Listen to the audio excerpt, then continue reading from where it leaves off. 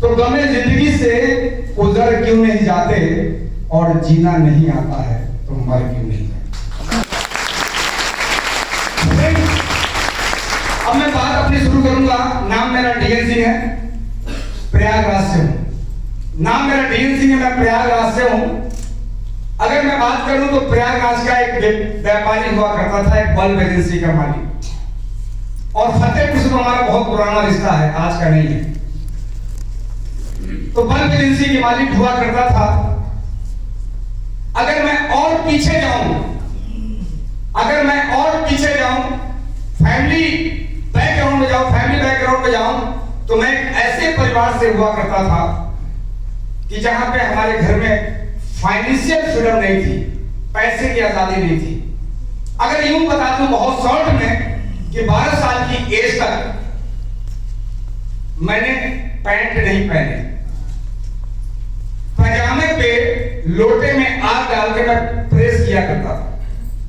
मैं उस परिवार से बिलोंग करता हूं, यानी गरीब परिवार से, जिसको लोग इज्जत बचाने के लिए आजकल बोलते हैं मिडिल क्लास फैमिली। क्या बोलते हैं जी? Middle class. इज्जत बचाने के लिए पुअर नहीं बोल सकते हम पुअर जीवन जी सकते हैं लेकिन बोल नहीं सकते। क्या बोलते हैं हम? Middle class. थोड़ा अच्छा लगता है बोलने में, है कि नहीं? तो फिर मैं ऐसे ही परिवार से बिलोंग किया करता था। अगर मैं बात करूं, आप बोलेंगे कि सर हम तो आईएमसी समझने के लिए आए हैं, तो आईएमसी समझने में आपको 5 मिनट लगेगा और जीवन को समझने में पूरा जीवन लग जाएगा, पूरा जीवन लग जाता है। मैं ऐसे परिवार से बिलोंग किया करता था, फाइनेंशियल स्थिति अच्छी नहीं थी। मैं जब छोटा था तो मुझे लगता था कि जीवन में पैसा जरूर कमाना चाहिए, पैसा बहुत जरूरी है। बहुत छोटा था और उसी समय मैंने देखा था पिताजी को मजदूर को मजदूरी देते हुए। जब 12 मजदूर को जब उन्होंने पैसे दिए, जिसने खेत में काम किया, फिर एक व्यक्ति को उन्होंने पैसा और दिया। तो मैंने कहा पिताजी आपने इसको तो पैसा दिया है, इन लोगों को पैसा दिया है, इन्होंने काम किया है, इस व्यक्ति को आपने पैसा किस लिए दिया? तो उनका कहना था कि ये सब तो मजदूर है, ये ठेकेदार है। हमने किस बात का ठेकेदार है? तो उन्होंने बताया कि ये व्यक्ति है, यही मजदूर ढूंढ के लाता है। आगे बात समझ में? यानी इसकी वजह से मजदूर आया है, इसलिए हर मजदूर से कमीशन इसको देना पड़ा। ये ठेकेदार है, मजदूरों का ठेकेदार है। तो ये बात मुझे बचपन में समझ में आ गया कि जीवन में अगर थोड़ा पैसा कमाना है तो मजदूरी करो और ज्यादा पैसा कमाना है तो ठेकेदारी करो। ये समझ में आने वाली बात है, मैंने पहले ही बता दिया था। अगल बगल देखते भी रहिएगा। क्या ये कौन समझदार बैठा है ना फ्रेंड? ये बात मुझे बचपन में समझ में आई। कई लोग रिलेट करते हैं, कई लोग हमारे जैसे होंगे मिडिल क्लास फैमिली से। फ्रेंड उसी समय मैंने सोचा कि जीवन में कुछ ऐसा करूंगा कि जहां पे मजदूरी तो नहीं करूंगा, लेकिन मौका मिला तो ठेकेदारी करूंगा। और फ्रेंड हुआ हमारे साथ ऐसे ही। पैसा कमाने के इरादे में मैं मजबूर हुआ काम करने पे। पैसा घर में नहीं था, फीस के भी पैसे ढंग से नहीं मिलते थे घर में। बहुत प्रॉब्लम थी, बहुत समस्याएं थी। अगर हम बहुत गहराई में जाएंगे तो एक आदमी का यहाँ पे आंख से आंसू निकल आए। मैं जलेबी को तरसता था। मैं सोचता था कि जितना लोग जलेबी खा करके कुत्ते को खिला देते हैं, उतनी भी जलेबी हमारे जीवन में नसीब नहीं थी। इतनी भी जलेबी नसीब नहीं थी और मैं जलेबी का बहुत शौकीन हुआ करता था। फ्रेंड मैं छोटा ही था, कक्षा 7 और 8 उस दौरान की मैं बात कर रहा हूं। और मैंने पढ़ लिया कि आज पैसे की वजह से आज मुझे तरसने पड़ते हैं। मैं जब बड़ा हो जाऊंगा तो मैं भी बहुत पैसा कमाऊंगा। और फ्रेंड यही हुआ कि मैं 1982 की घटना मैं कर रहा हूं। सन 1982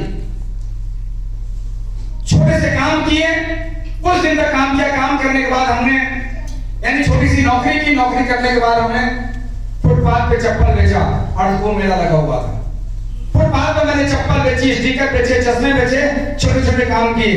काम करते करते फिर मैं बल्ब का सेल्समैन बन गया। बल्ब का सेल्समैन बन गया कारोबार किया, बल्ब का सेल्समैन बन गया। बल्ब का सेल्समैन बनने के बाद मुझे लगा कि मैं कब तक दौड़ता रहूंगा गांव-गांव। अभी तो बिजली भी नहीं आ रहा है, तो गांव में लालटेन दिख रहा है।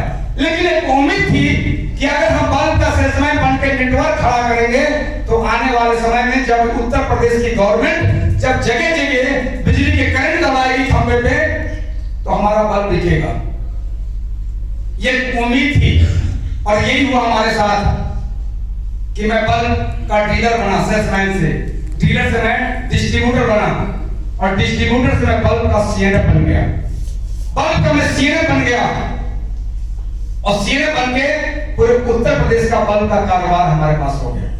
सन 2006 तक हम एक ऐसे व्यक्ति हो गए कि हमारे पास जो किराए का घर था आलीशान घर हो गया। हमारे जरूरत के साथ साथ हमारे छोटे छोटे सपने हमारे व्यापार से पूरे हुए। लेकिन आज आपके बीच में मैं इसलिए भी मौजूद हूं कि मैंने छोटे छोटे सपने को पूरा किया। मैं अपने शहर का व्यापारी हूं। आज आपके बीच में मैं इसलिए मौजूद हूं कि खूबसूरत system IMC international marketing corporation का ईमानदार एसोसिएट।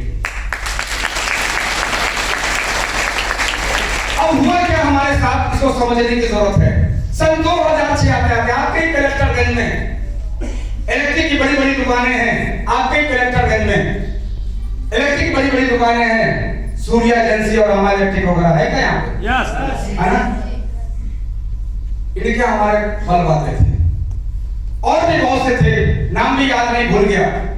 बहुत सारे लोग हैं तो पूरा फतेहपुर टूट पड़ता था अपने बल्ब को खरीदने के लिए और बहुत बिकते थे।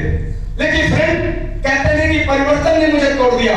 बल्ब के बाद आ गया सीएफएल, आया? यस। उसके बाद आ गई एलईडी। मैं टूट गया, मेरा सेल कम हुआ, मेरी बिक्री कम हो गई। अच्छा, बिक्री कम होगी, टर्नओवर कम होगा तो इनकम घटेगी। अच्छा, इनकम घटी तो मैं तनाव में आ गया। मैं तनाव में आ गया। मैं सोचता था भगवान क्या करूं, अब क्या करना चाहिए। बहुत सारे लोग होंगे यहाँ पे जिनके पास पुराना काम से तनाव तो होगा लेकिन छोड़ नहीं पा रहे होंगे, छोड़ नहीं पा रहे होंगे। पुराने काम से परेशानी होगी लेकिन काम छोड़ नहीं पा रहे होंगे।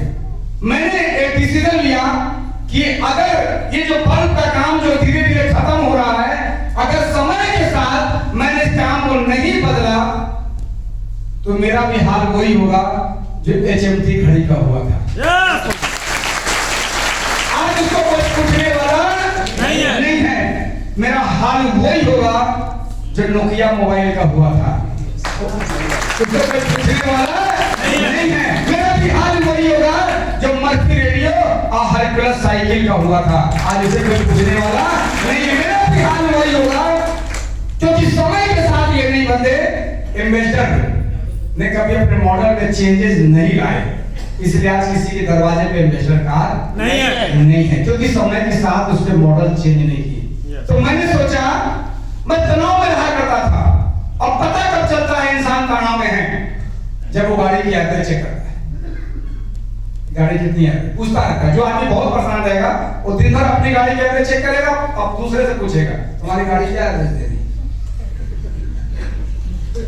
आई बात समझ में? लेकिन चिंता मत करिए, ऐसे भी लोग हैं जिनसे मैं पिछले काफी सालों से मैं देख रहा हूं। तो मैं जब 8 रुपए के पेट्रोल था मैं उस समय से देख रहा हूं। अब जब 83 रुपया हो गया तो मैंने पूछा कि मेरे भाई तेल इतना महंगा होता जा रहा है, तुम्हें इस बात की चिंता नहीं है कि चाहे तेल जितना भी महंगा हो जाए भरवाना तो 85 उनको कोई फर्क पड़ने वाला नहीं है जो 50 रुपए भरवाते हैं। फर्क उनको ऊपर पड़ता है जो कहते हैं भैया ऑटो में लगा तो टंकी फुल करो, उस पर फर्क पड़ता है। तो फ्रेंड मैंने बदलने का प्लान किया, तो करें तो क्या करें भाई। बल्ब के काम में इसलिए पैसे कमाए क्योंकि लालटेन जाने वाला था, बलवाने वाला था। आपको पता है लालटेन के बारे में? Yes sir. अभी तो सबके घर में चल रहे होंगे लालटेन? नहीं सर, नहीं। अच्छा, तो बल्ब के काम में इसलिए पैसे कमाए कि लालटेन जाने वाला था, बल्ब आने वाला था। कुछ इसी तरह की काम की मुझे तलाश थी, इसी प्रकार की काम की तलाश थी कि ऐसा काम जो आने वाला हो। मैंने छोटे छोटे कई काम किए, इसके अलावा भी और आदमी दूसरा काम तभी तलाशता है जब वो पहले काम से अच्छा हो। बिल्कुल आज समझ, दूसरा काम आदमी जीवन में तभी करता है जब वो पहले काम से अच्छा हो। याद रखिएगा, आदमी इतना तो जरूर होशियार है कि 10,000 की नौकरी छूट गई या छोड़ दिया तो ढूंढेगा 12,000 रुपए। 8 मिनट नहीं करेगा, चाहे पूरी जिंदगी भूखा मर जाए, तो करेगा नहीं। तो फिर मेरे साथ में ऐसा हुआ, मैंने कई काम किए और एक एजेंसी लिया, मजा नहीं आ रहा था। अगरबत्ती की एजेंसी लिया, मजा नहीं आ रहा था। बहुत सारे काम बदले, लेकिन मुझे लगा कि इस काम में दम नहीं है, इस काम में दम नहीं है। ये भारत के लोग हैं, ये समझने वाले नहीं हैं, कुछ अलग करना चाहिए। एक दिन अचानक मैंने जानकारी बढ़ाई तो मुझे पता चला कि आने वाला समय आयुर्वेद का है। किसका है जी? आयुर्वेद का। आयुर्वेद का है। और मुझे यह भी जानकारी हुआ कि आने वाले समय में जब भारत के लोग जागरूक होंगे तो अपनी हेल्थ को बनाने के लिए आयुर्वेद अपनाएंगे।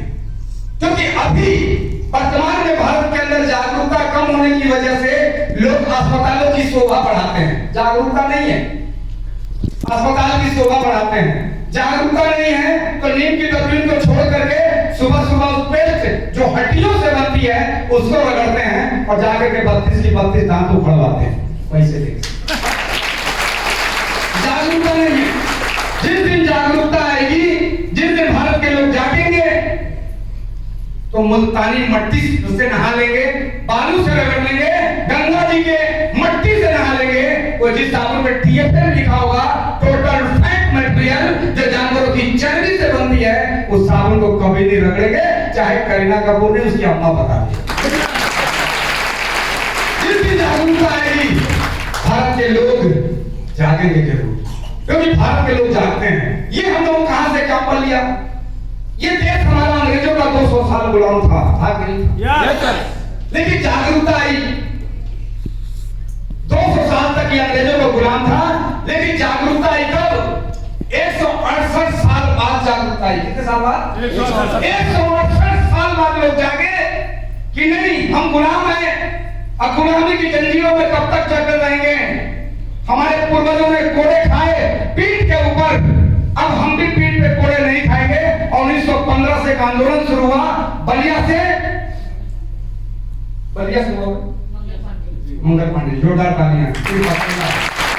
इतिहास पढ़ेगा तो लोग इतिहास में कहते नहीं है ना। और 32 वर्ष लगे। कितने वर्ष? 32 वर्ष लगे।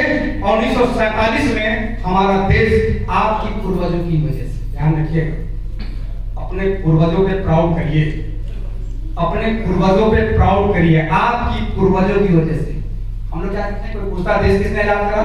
एक आदमी का नाम लेते। एक आदमी देश आजाद हुआ था क्या? नहीं सर, एक से नहीं हुआ देश आजाद।